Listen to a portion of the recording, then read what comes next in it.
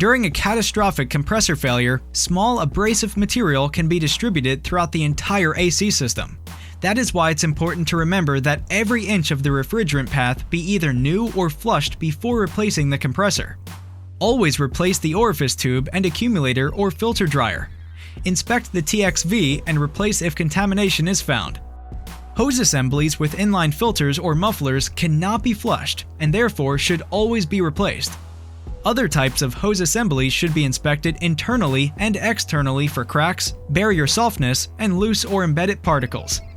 Always check the crimp connections as well. Over time, loss of elasticity may cause small leaks at the hose crimp, resulting in low refrigerant charge, starving the compressor of lubrication, and leading to compressor failure.